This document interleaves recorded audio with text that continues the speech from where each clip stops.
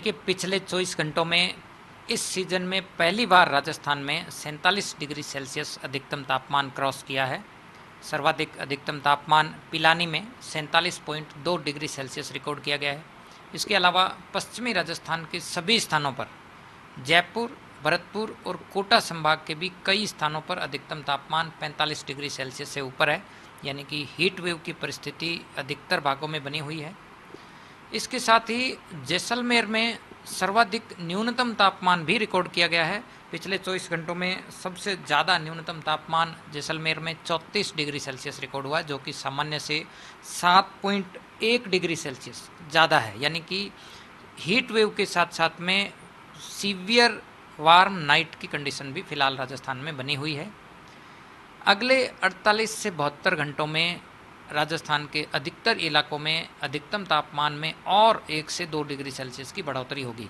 यानी कि जिन इलाकों में फ़िलहाल तापमान 46 से 47 डिग्री सेल्सियस दर्ज हो रहा है, 23-24 मई तक आप देखेंगे कि उन इलाकों में तापमान 48 डिग्री सेल्सियस तक रिकॉर्ड होने की संभावना है। यानी कि 23 से 25-26 मई के दौरान पश्चिमी राजस्थान के जोधपुर, बीकानेर संभाग, इसके अलावा शेखावाटी क्षेत्र, जयपुर, भरतपुर और कोटा डिवीजन के इलाकों में अधिकतम तापमान 45 डिग्री से ऊपर, कहीं कहीं आप देखेंगे कि 47-48 डिग्री सेल्सियस तक रिकॉर्ड होने की प्रबल संभावना है।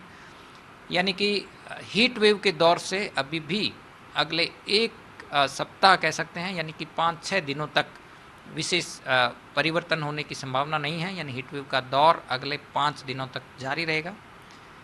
हीट वेव के साथ साथ अगले 4-5 दिन राजस्थान के कुछ भागों में रात्रि न्यूनतम तापमान भी सामान्य से 3 से 5 डिग्री सेल्सियस ऊपर रहेगा। यानी कि heat wave, severe heat wave और कहीं कहीं वार्म नाइट की कंडीशन, और देखेंगे तो साउथ वेस्ट राजस्थान में कहीं कहीं सीवियर वार्म नाइट की परिस्थिति अगले 5 दिनों तक बनी रहेगी।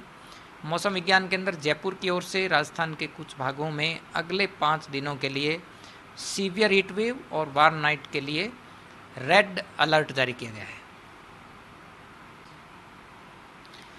फिलहाल राजस्थान के मिड और अपर ट्रोपोस्फेरिक लेवल में एक एंटी साइक्लोनिक सर्कुलेशन बना हुआ है। इसी के प्रभाव से अगले 4-5 दिनों तक हीट वेव का दौर राजस्थान में जारी रहेगा। इसके साथ ही वायुमंडल के निचले स्तरों में बंगाल की खाड़ी से आने वाली पूर्वी हवाओं के प्रभाव और इंटेंस हीटिंग की वजह से दोपहर के समय या शाम के समय आप देखेंगे पूर्वी राजस्थान में छुटपुट इलाकों में थंडर डेवलपमेंट की भी संभावना है। चूँकि सफिशिएंट मॉइस्चर अवेलेबल नहीं है, इसलिए ड्राई थंडरस्टॉर्म होने के ज़्यादा चांसेज है। बारिश का अमाउंट जो है वो काफ़ी कम हो सकता है। कहीं कहीं स्ट्रॉन्ग गस्टी विंड्स जो है वो थंडरस्टॉर्म के साथ में हो सकती है, खासकर पूर्वी राजस्थान के कुछ भागों में, जयपुर, इसके अलावा भरतपुर और कोटा डिवीज़न, अजमेर डिवीज़न में कहीं कहीं आइसोलेटेड पॉकेट्स में जो है वो थंडरी डेवलपमेंट शाम के समय अगले 2 दिन भी छुटपुट इलाकों में हो सकता है।